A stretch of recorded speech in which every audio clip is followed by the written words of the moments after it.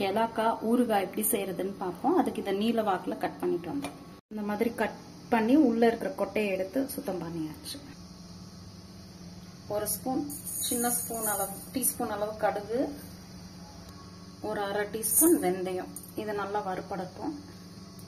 இந்த கலாய்க்காய்க்கு தேவையான உப்பு அதையும் அதிலே போட்டு இந்த கடுகு வெந்தயமும் நல்லா இந்த வெந்தயம் நல்லா செவந்தோன்னு ஸ்டவ் ஆஃப் பண்ணி இதை ஆற வச்சு நுணுக்கிட்டு வந்து ஒரு அதே வானிலையில ஒரு 2 டேபிள் ஸ்பூன் எண்ணெய் ஊற்றிக்குவோம். எண்ணெய் காஞ்சதும் கடுகு, ஒரு 1/4 டீஸ்பூன் பெருங்காயம் இதை போட்டுட்டு நம்ம நறுக்கி வச்சிருக்க அந்த கெலாக்காயில் போட்டு ஒரு வணக்கம்.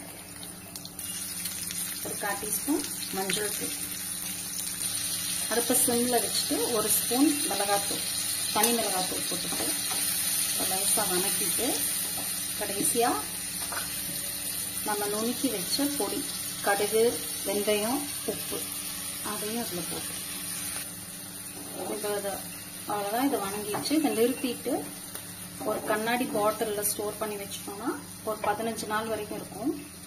தண்ணி படாமல் யூஸ் பண்ணணும்.